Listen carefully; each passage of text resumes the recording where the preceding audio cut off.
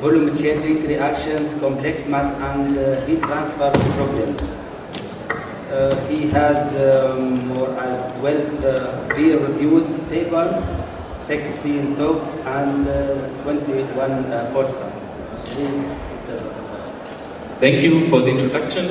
Also let me thanks to the organizers and also to the people from Jordan who give us a very warm welcome here and show us great hospitality here within the workshop and within the country, so we are enjoying our stay here very much. What I want to talk today about is natural gas storage, and there about the problem to remove the heat. I will begin the talk with a little motivation why you can do this. Later on I show very shortly the materials which we are producing, so this is carbon material here, and later on I show simulations on the topics because we're working also very strong in the simulation fields. So, but first of all, let's thank the people who are doing the work. I have the pleasure here to give the talk, but of course the PhD students and postdocs are doing the work and are staying at home here. So this is my group, the PhD students and postdocs which are doing the work. And also I had the pleasure to have a researcher from Jordan here, from Utah University. It was Aizom Ayundi, who stayed for 3 months in my group, and this was a contact more or less which is established from the last meeting which we had here, and he directly worked on the topic which I'm presenting today. What are we doing? It's the adsorptive gas storage. I belong to the Department of Chemical and Biological Engineering, and especially to the Institute of Chemical Reaction Engineering. Thus I'm working on reactor design, very strong on gas and solid reactions. We have very strong models on gas-solid reactions, which can, for example, be used for the processes within the solar silicium production, and we produce porous carbons materials also for tailored catalyst supports or for the gas storage.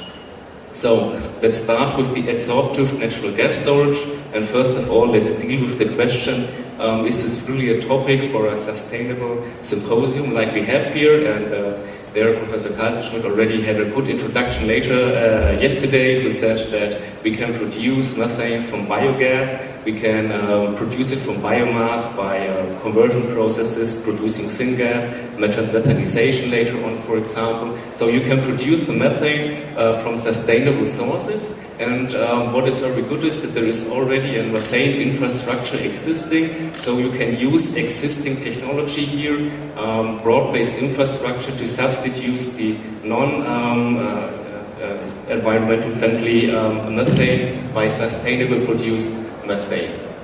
What is good by the usage is that if you use methane, for example, for burning it, it burns very clean and with low emissions. It has a very high octane number, so the research here is for mobile application in cars. What is very good is that you can rely on the knowledge that you have produced within the last centuries, for example in the motor technology. So here efficiency was increased percentage point by percentage point over the time, and you can use this knowledge that the engineers have already produced. There are already cars present which drive around with driven by methane or natural gas. This here is a German car, a Volkswagen Passat, so this is commercially available. And here you have a big tank where you store the methane under high pressure. This is 20 to 30 megapascal, hence you need a very heavy tank here due to the high wall thickness. So the weight for the tank increases non-linear with the pressure, of course, inside here. So this is also one of the major problems to use this technology. It's very costly or very heavy to store here the methane, that you have enough methane within your car tank that you have acceptable driving ranges here. So you need here better concepts to come to a more commercial use of this technology.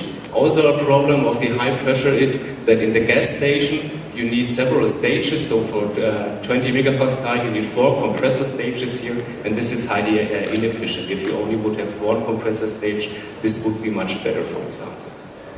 So what we are looking for is, can we lower the pressure here from the 20 to 30 megapascal down to something below 5 megapascal, and this can be done by adsorption, of course. So it's called ANG, absorptive natural gas storage. And schematically seen, if you have the storage capacity over pressure for an ideal gas in an empty tank, you have here the compressed natural gas and you have a linear increase. But if you pack inside of your tank here, for example, a highly microporous carbon, you have absorption at lower pressure here, and then despite having a lower volume inside, free volume inside of the tank, you have here a dramatic increase of the storage capacities at lower pressure. So you can increase the storage capacities by 4 to 5 times at lower pressures here. So this would be very good to count it down from the 20 megapascal down to 5 megapascal. The aim from the DOE is to store at 3.5 megapascal 180 normal or standard volume of methane per volume of tank, and this is technically in principle realizable here.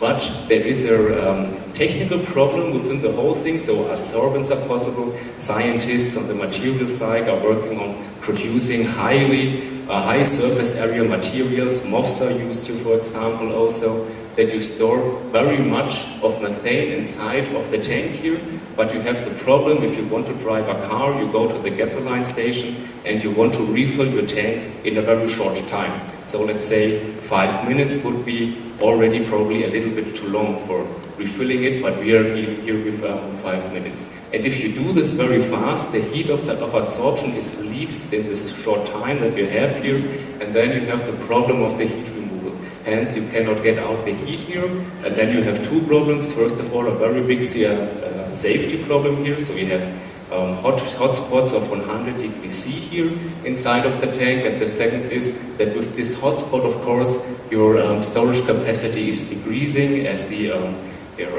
are absorbing a lower amount at a higher temperature within your tank. So these are the two disadvantages, and we need to search here for technical solutions that we come here to a practical solution. And what, for example, you could do is that despite using here powder beds, which are employed mainly, that you come to structured materials. So in powder beds, you have a heat conductivity which is more than 1 order of magnitude lower than in structured materials, where we have heat conductivities through the whole layer. And the next thing is that on the wall for powder beds, you have more or less a heat transfer coefficients, which is the same as for the gas phase. You have here a thin gas phase layer on the surface, and here you could have a good closing of the structured material to the surface. So that's why we are producing structured carbon materials for this, and the question is how we can do this. So this is only a short overview, only 2 slides. I don't will have more on the material sides. We are working on these materials here. The method which we are using is the carbide-derived carbon method. We produce highly defined microporous carbons by starting from a carbide. So for example, you can take a silicon carbide, a solid silicon carbide, you can reshape the silicon carbide in the shape as you need, you can drill it and so on. So this you do in the green form first of all, and then you do a chlorination of the material, and with the chlorination you are etching out selectively only the metal and not the carbon, if you choose the right temperature here, and then the metal leaves the reactor as a gaseous compound, and what is left behind is a highly microporous carbon that you have, and a highly specified material here. So you can come to high surface areas, and you can influence the pore size distribution, for example, very accurate. Despite its amorphous materials, you have pores in the pore size and accuracy of zeolites, for example, here. So this is the process we are working on. It's very similar to all the processes known from the silicon industry. That's why we're working here for the models here in a similar system. To give you an example, so during this conversion process, you have the benefit that the shape does not change, so you have no shrinkage here. You have exactly completely the same size and volume after the reaction that you had before. So this is the main advantage. If you do pyrolysis and so on from other materials, you have the problem that you cannot very accurately define the material parameters later on. So this is possible here.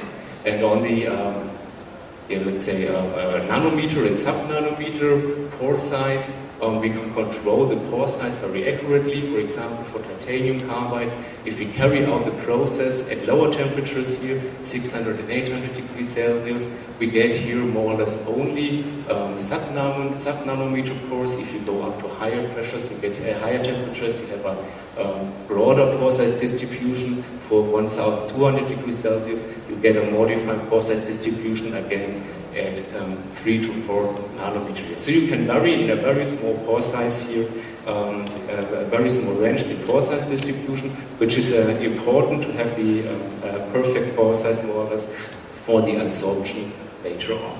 But so much on the material sides which you're working. I want to focus now more on how to measure this non-isothermal technical process and how to model it, because what is mainly done is to do ideal measurements, isothermal measurements, so you can buy an equipment from Horibar or other suppliers and you will get very good isothermal measurements of the uptake of methane within the material, but of course this does not help you very much for the design of the car tank later on. That's why we built it up at own rig to measure here the uptake. In principle, what you see here are 3 reactors or 3 tanks, just to speed up with the measurements that you can degas 3 tanks in parallel.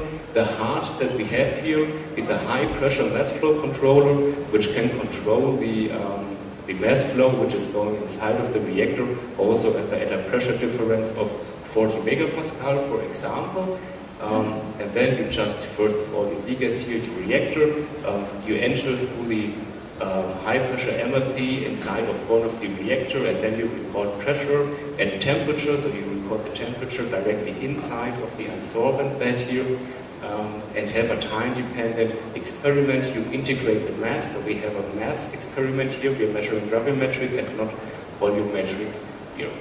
For this rig, we can measure up to 5 megapascal. We have another one which measures up to 40 megapascal, but then has, of course, a higher bed volume.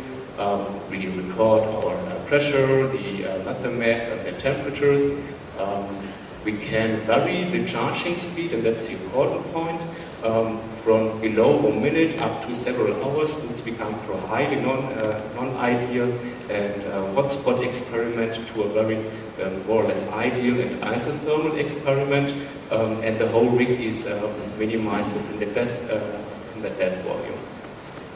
How we do the experiment, after we fill it, first of all we do empty measurements of the reactor to know the volume of the reactor. So we make helium measurement and methane measurement of empty reactor. Okay, everybody awake? Yeah. Later on, we fill in the adsorbent, we degas the adsorbent first of all, we make a helium measurement, then later on to measure the skeletal density of the adsorbent and the rest volume of the reactor, that we're really able to calculate. Okay, it's coming again. Okay, to really calculate the excess adsorption capacity that we have, we do a degassing later on again, and then the adsorption at a constant mass flow rate here, and then we evaluate the data. Probably the other microphone would be better. Yeah. But if you build up a new rig, you have to think about how good are you measuring here.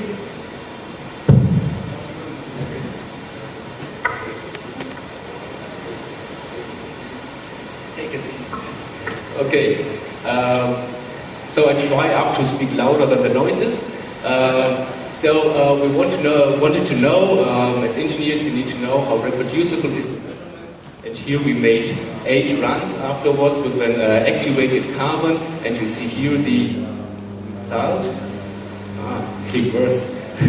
And you see here the result, so these are 8 lines, one after another, so you can statistical analysis, you get a medium, and here the green in the line is missing, so it should be a nice green color here, and you can calculate the relative standard deviation, and we are quite happy for this technical fast process that we can measure in this reproducibility here. So this is working, but of course being very reproducible does not mean that you have an accurate measurement. You can always measure the wrong thing many times with a wrong value but highly reproducible, so you also need to know how accurate you are.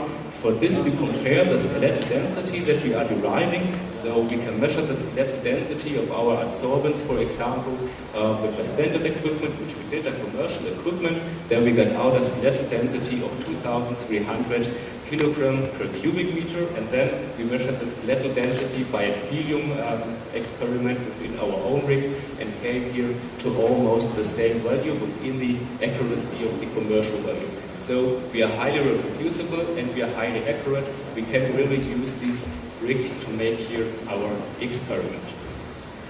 Thus, let me show. Okay, there are two things together. Let me show here some results. Here we did isothermal measurements for carbon-derived carbon at 3 different temperatures, from 25 up to 80 degrees Celsius. And what you see is what you expect, that if you increase the temperature, that the storage capacity in kilogram methane per kilogram adsorbent is lowering, and here you have the pressure that you apply. As you want to do modeling later on of the whole process, you need to fit here the experiment. We did this with a Dubini-Ashtekov isotherm. There's a mistake because here you see the lines of the Dubini-Ashtekov isotherm, which fit quite well, and here you see the equations now. What we enter here is you need more or less only the saturation pressure, the rest are fitting parameters. And for the saturation pressure, we take the Antoine equation from this chemical webbook, for example, here. So this is first of all the data that we have from isothermal measurements, and then of course we can start varying the charging speed. So what we did here is that we varied the charging speed from charging the reactor in something like 45 minutes and going down to a charging rate below half of a minute here, and you see that this has a tremendous influence, first of all, the number of data that you record, for example. So we are recording more or less in something like 1, 2, 3 seconds, depending on how much data we want to log. And for the slow experiment, we come here to our isothermal measurements, and then by increasing the speed, we have a temperature increase inside of the reactor, which leads to a drop here. If you look now on the temperatures that you have inside of the reactor, you can see that it's happening, what I told before. Here you have a nearly isothermal measurement. For the 4 minutes experiment, you have to already a pronounced temperature increase, and for the very fast one, you come up here to a nearly 70-degree temperature increase inside of the reactor. So let's go on with, can we simulate this? I want to go very fast here, first of all, through the equations. So you always need to know what are the equations behind a model.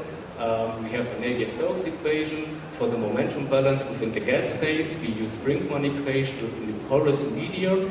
And here we have a source term and sink term for the methane gas when it's adsorbed and desorbed. So here we have an adsorption and desorption rate, which is coupled to this source and sink term. You need boundary conditions like the inflow, a non-slip condition on the wall. And to be accurate, because methane is a highly non-ideal gas, we have here the van der Waals equation, which fits quite well in our range. To come to the energy balance for the fluid and for the wall, but not for the porous medium. So this is the standard energy balance. Of course, no convection term for the wall itself. We have the energy balance in the porous medium. We have a homogeneous model here. We don't differentiate between the temperatures of the gas phase and the fluid phase. We're allowed to do in the solid phase. We also have the model for this, but we don't need to do this here. And what is important here, that you have an equivalent heat conductivity inside of the energy balance here. We will come to this later on. And also you have here a heat term. So again, by the adsorption rate, the heat of adsorption is released, or if it desorb, is withdrawn from the system. Yeah, we have a heat transfer outside. So important. To come back to the equivalent heat conductivity, as we have a homogeneous model, you have to account for the convective transport and for the heat conductivity. You can combine this very easily if you know the heat conductivity of the packed bed itself. This is not the solid heat conductivity because it's not accounted for the powder and for the spherical contact within the packed bed. So this is for packed bed, and then you account by the bracket number here for the convection at each point. You can account here for the packed bed heat conductivity, which you need here by standard equation like Maxwell, for example. And here comes in that your packed bed heat conductivity is something like 1 order of magnitude lower than it would be for the solid itself. Okay, yeah, and this is just to say that we really don't need a heterogeneous model. Let's end with the mass balance.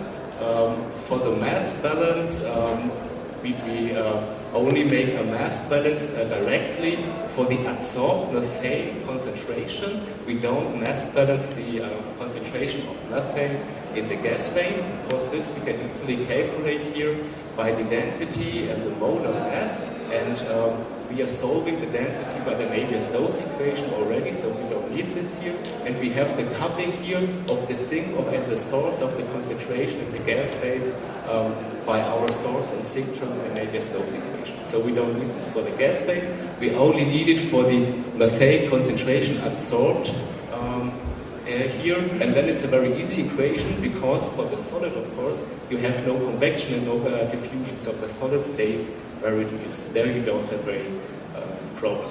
From the concentration later on, you need to calculate how many kilograms per kilograms you adsorb. And here for the reaction rate or adsorption rate, we have a simply equation like you would have for a reverse reaction here. You need to calculate, of course, where is your thermodynamic equilibrium value for the reverse reaction, and this we are getting from our equation here, which is again the Dubini-Ashtokov isotherm. So we had fitted the Dubini-Ashtokov isotherm before, and here it comes back into our mass balance. But this was just a very fast rush through the equations that we have here. And here are some parameters that you need for the model, but now let's go to the model. We are doing a 3D simulation in a 2D exosymmetric simulation here. So here we have the adsorbent. You see here a temperature increase. This here is the symmetry line, and this is the reactor wall, for example. And you see here how the temperature is increasing within this calculation here. But let's go on. How are we hitting our experimental result with this model? So we see that we try to get have a balance between making the model not too complicated and making the right approximations that you need within the reactor, but also to be accurate enough at the points where we need it. And here you see the comparison of the finite element simulation for the slow experiment and for the fast experiment for the storage capacity over the pressure, and we are quite happy here with our result. The next what you can say is, because you're making real transient calculations here, how is it behaving over the time? So for example, if you look here for the temperature which you have in the middle of the adsorbent, for example, if you calculate it over time and look here for our real data, we are having really a nice shapely curve. It looks very fine also, like the real experiment that we have here. So we can parameterize a model here, and also are going on with doing the parameterization here. But of course you can also think about how would this be now for a real size project later on, because of course you need to use the model to do something useful with this, not only to fit your data. So you can use this later on for doing a car design. And for example, what is compared here, if you want to do charge a tank within 5 minutes, you give it later on 5 minutes of cooling, and what you see here is a temperature increase within the tank over the time. And first of all, this would be the lab tank. If we fill our lab tank with 0.5 grams of the adsorbent, then we see only a very unpronounced temperature increase here. But if you would do this in the real car, would have a great problem, and the temperature increased above 100 degrees Celsius.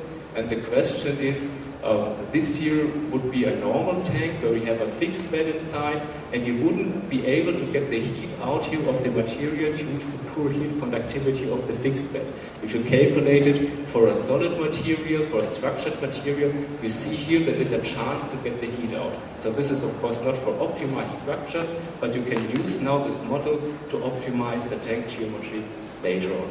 And with this, I hope I could give you a brief overview of that we are producing materials, we're looking here at simulations, and have here very strong cooperation together with Björn Burgas in Germany. And that's, thank you for your attention, the group for the work. So this was our summer excursion that we did here within the summer, and let's thank the people who are giving the money for the project. Thanks.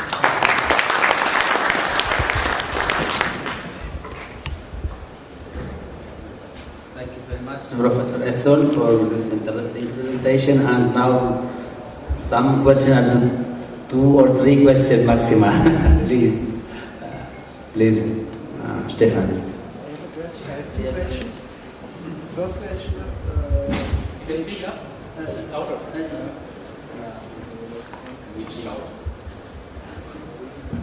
Okay, I have 2 questions. First question, page 19 or 20.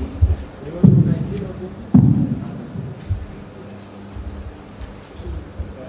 Okay, I can store 1 kilogram of gas with 10 kilogram of tank.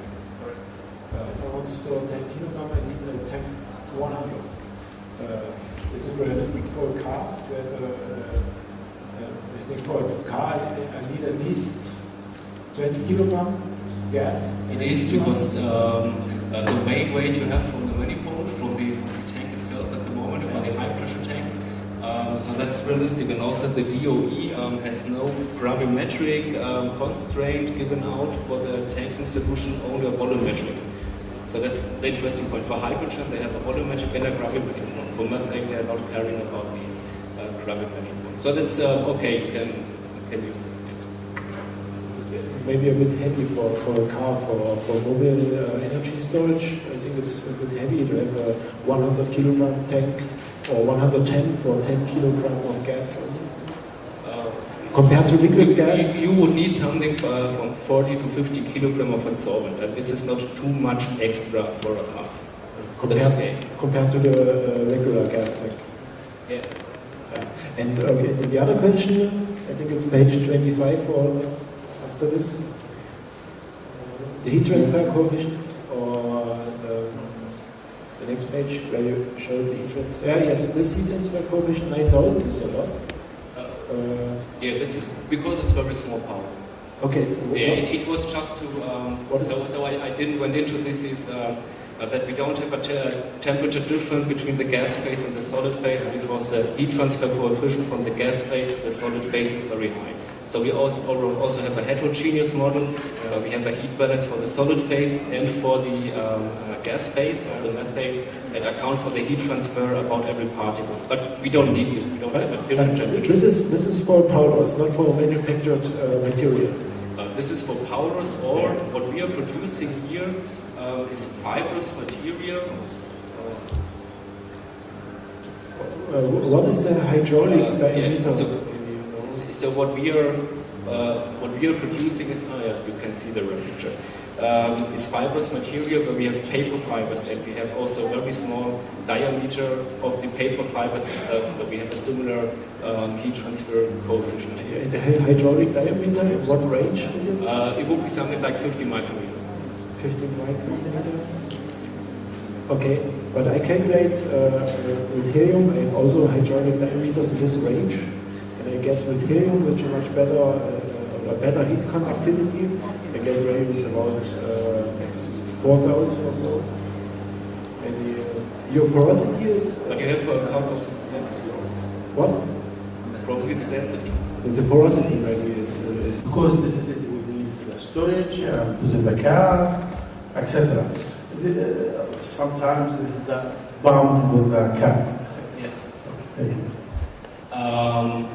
There are already natural gas, driven gas driving around. They have tanks which are going up to 300, and they're thinking about 700 bars, so 70 megapascal. That's going to a system which is driving around with methane, which absorbs it and holds it also at lower pressures, is increasing the safety a lot. So the safety issue is more or less solved, let's say. So no problem with the safety problem. That's okay, thank you. Good, okay, thank you. I think, okay, that was. Thank you very much again. So now the last presentation is by Engineer Firas. Engineer Firas Rimawi. Engineer Firas Rimawi holds the position of Director of Operations of South Company for Construction and Development, the main shareholder at Ma'an Development Company. He joined the company in April 2008 and has extensive background in facility management, planning, production, and operations. He previously worked in Jordan Petroleum Refinery Company, El World Wear Manufacturing. Firas main concentration fields at SCCD are renewable energy and training. Mr. Rimawi holds a bachelor degree in industrial engineering from the University of Jordan.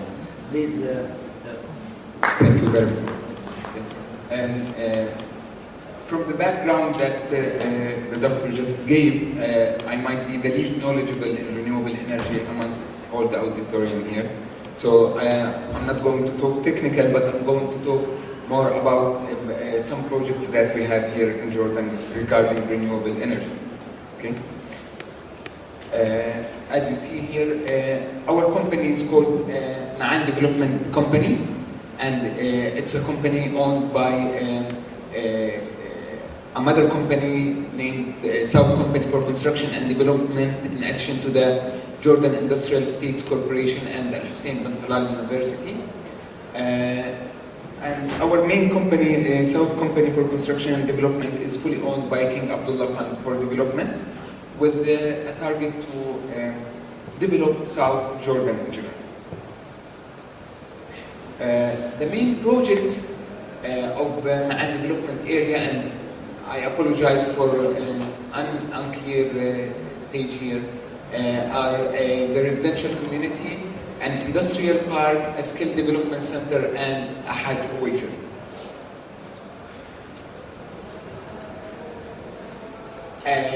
Just to give you an idea about Ma'an location for people who have not been here before, as you see on the map to the left, Ma'an is in the center of the south of Jordan, and it's the largest governorate in Jordan, more than 1/3 of the size of Jordan. It's there. And as you see here, Ma'an city is in the middle of our main map, and our 4 projects surround the city. Now, those projects are relatively new. Some of them are already in implementation phase. Others are still in preparation and master plan stages. You see to the left is our residential community, right across the road from Al Hussein bin Talal University. The Hajj Oasis is on the main road coming from Amman to Aqaba. The industrial park is to the southeast, and the skill development center is in the center of the city. The industrial park, which is an existing facility, is of a size of 7.5 square kilometers, 7 kilometers to the east of downtown Ma'an. Main focus is on construction industries in addition to solar-related industries. It includes housing, recreational facilities for the workers, in addition to ready hangars for investors either to buy or to rent. Our second project is the residential community, and it's, as I mentioned, across the road from Al Hussein bin Talal University, To the left, you can see a real photo of our first project there, which is a housing dormitory for students, for about 1,500 students that will be ready by beginning of this year, of this coming year. The full project should include also other facilities, including villas and apartments, in addition to hotels, the student dormitories, restaurants, and schools, mosques, and healthcare. For the Skill Development Center, we still do not have the actual facilities for that, but we have a cooperation program with the Vocational Training Center in Ma'an, and we cooperate together to hold trainings there for whatever industries need to train their staff for. We have implemented training program for solar water heaters in cooperation with Millennium Company and the Vocational Training Center. Currently we have a training for girls for a digital meters factory, and we have many other trainings that will help them. Our last project is the Hajj Oasis, and it's in master plan phase now. It's supposed to be to the north of Ma'an. Ma'an has been historically a passage for land transport to Mecca and Medina for pilgrims. So this project comes to complement that part and to give a rest area for pilgrims on their way to Mecca and back from there. I'll move now to renewable energy related projects. As you know here, for the power generation in Jordan, there is a well-established independent power policy. Mainly the power generation is produced by private or independent power generators. And then the transmission is all done through the National Electricity Power Company called NEPCO, which passes their production to distribution companies or to large-scale end customers. Distribution companies also give to end customers, regular end customers. Jordan has stated their intention to generate 7% of their power by renewable means by 2015, and to have that raised to 10% by 2010. Recently, in February 2010, a new law of renewable energy and energy efficiency law was passed here in Jordan. It provides developers with an opportunity to negotiate long-term PPAs with NEPCO and establishes an institutional fund to directly support renewable energy projects and provide various tax incentives for renewable energy manufacturing and production. For our industrial area, we have started with some projects there. We started with renewable energy awareness programs in the area. We have started the first solar water heaters training in Jordan. We established the first solar water heaters workshop in Ma'an, and just a couple of days ago we signed an agreement, a memorandum of understanding to establish the first renewable energy training center in Jordan to be in Ma'an. We have implemented solar water heating solutions for both our management buildings and for some of the factories in Ma'an, in addition to also having solar water heating for the student dorms at the residential market. As for R&D, we have also started a renewable energy research and development center with Al Hussein bin Talal University. as you see here, we have installed also a radiation measurement equipment at the area because we believe that the solar irradiation in the area is very suitable for renewable energy projects. We have also signed an MOU with the University of Jordan and NER to install high accuracy DLR high precision weather station at MDA. As you see, these are some photos of the renewable energy research and development field testing park at our industrial park. First concentrated solar PV unit, a German technology, was installed in Jordan this spring at the industrial park through a project with the Shams Ma'an project, one of the projects that's intended to have a renewable energy project at the industrial park of Ma'an development area. Lamire International, which is a well-known German company, prepared a study for the Ministry of Energy in Jordan to select the best site in Jordan for solar power generation, and Ma'an Industrial Park was chosen to be the best overall site in Jordan.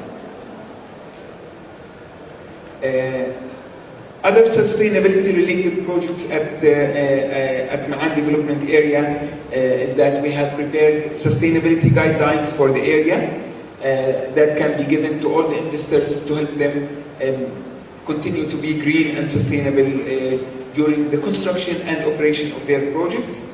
We have built some investor suites at our industrial park, and they were all built by a system called 3D EVG, which is a building system that will have excellent acoustic and thermal insulation, and that system will be also having a manufacturing facility at our industrial park.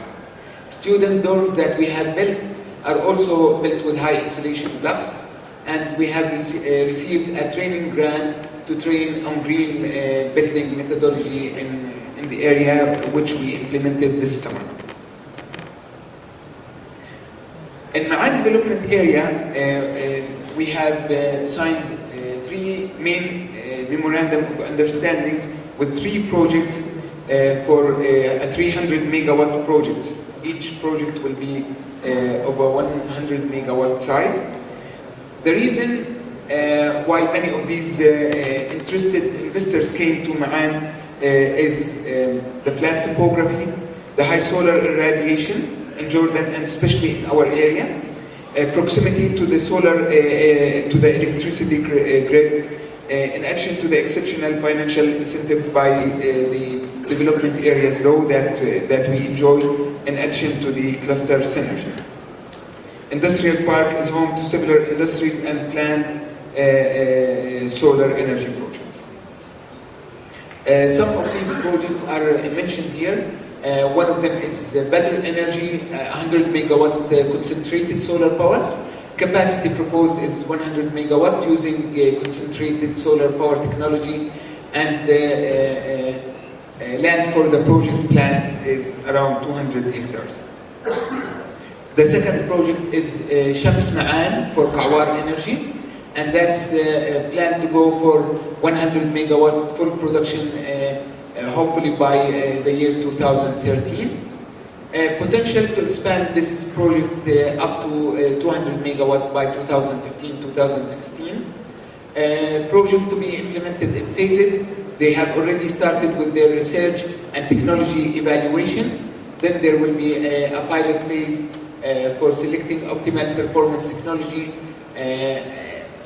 followed by finance and returns, construction, and full production. Land for this project is also expected to be around 200 hectares to produce around 160 gigawatt hours per year and saving around 160,000 tons of CO2 yearly. Shams Ma'an pilot phase to optimize technical aspect has already started. The management of Shams Ma'an had held their conference, international conference, dismay and brought world-class technology suppliers to, who are interested in this project. They will be testing different technology. Some of them are already installed in the area, as you can see in the picture. The 100 megawatt plant will be built using optimal technology in terms of performance. The third company is called Millennium Energy Industries. They are interested in 100 megawatt project. They have received a grant by USTDA, US Trade and Development Agency, to conduct their feasibility study for 100 megawatt CSP plan. And they are already performing this feasibility study. Shams Ma'an, by the way, also got a similar grant, and they're preparing for their feasibility study soon. The CSP plant will be built on open, flat desert land. The site has aquifer water, in addition to a study to utilize also treated wastewater to cool such a project because of the scarcity of water in Jordan. So we're also studying the possibility to bring treated water from Ma'an to the industrial park and use it for both for greening and for industrial applications where possible. E-solar technology uses modular fields of mirrors, heliostats to reflect the sunlight into a receiver tower, where the concentrated light boils water to produce high pressure steam for a steam turbine generator. Computer controlled drives adjust each heliostat, each individual mirror, to keep focus light on the receiving tower and tracking the sun across the sky. The e-solar design uses 250 acres of heliostats and 16 towers to operate 146 megawatt steam turbine. Modules of 200 megawatt can be added as needed for future expansion. The CSP plant can produce as much as 100 megawatt for a period of few hours at the daily solar noon, but is rated for 92 megawatt over an 8-hour period. Millennium, of course, is also studying and soliciting strategic investments with partners to participate in such a big project. Us as the Ma'an Development Area and South Company for Construction and Development are also involved in other projects in the south of Jordan. We're also studying with other companies a wind power generation in Fujaj area, in addition to a study for geothermal power generation in the south region. Investment opportunities in our area are many, including manufacturing possibilities for such projects. When you have 100 megawatt projects, there is also a great chance for manufacturing opportunities in the area. There is also, those projects are also interested in bringing other investors together with them. The availability of natural resources in the south of Jordan, including silica of high purity, 97 to 99% purity, creates a potential for a lot of industries, especially with the existence of a glass coating factory at Ma'an Development Area being built currently. That will utilize maybe more than 50% of the capacity of a float glass factory if established in the area. We have also,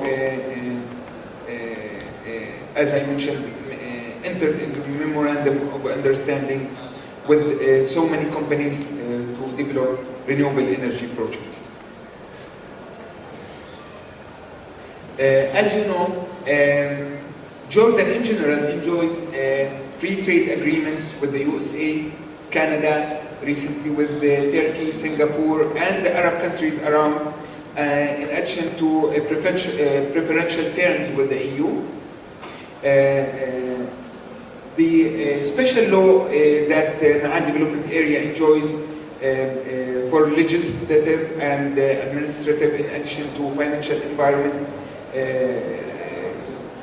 by the development areas law, allows so many incentives to the investors to come and invest in the development area. The close proximity to the markets, especially in the MENA region, creates a great potential for investors to come and invest. There's great regulatory incentives for 100 foreign investments ownership. Great also income tax is 0% on income generated from exports, in addition to only 5% flat rate income tax on income generated in Jordan, in addition to 0% sales tax on all goods and services purchased or imported for carrying out the economic activities at Ma'an development area. If you will be interested in anything, I'll be happy to answer any of your questions now or in the future. Thank you very much for your listening. Thank you very much, Mr. Firas, for this interesting presentation and informative presentation. Now, maybe some question about that, although we have to, make it. Although we have to some minutes for question. Yeah, please.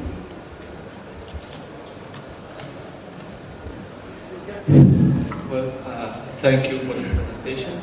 My question about economics and planning as a development company for photovoltaics projects. I think I did this exercise before. It won't be feasible unless we have incentives such as grants at least. For the projects that you have just presented, you said that most or all of them having grants. So if yes, where are you heading in the future? Is it just to spread the technology and show other people that it can be working here in Jordan and you can do the same? Or just pilot projects? What are you planning for in the future? Thank you for the question. As I mentioned, those are all projects that come to Ma'an development area with their company, investor companies. So I mentioned that two of the solar energy projects got grants to conduct their feasibility studies. So they are now conducting their feasibility studies. In the meanwhile, as you know, the bylaws of the renewable energy law in Jordan are being prepared currently. They are expected to be out by spring 2011, hopefully. Those bylaws should indicate the level of support or the amount of support that will be given to renewable energy to produce power and sell to the national grid.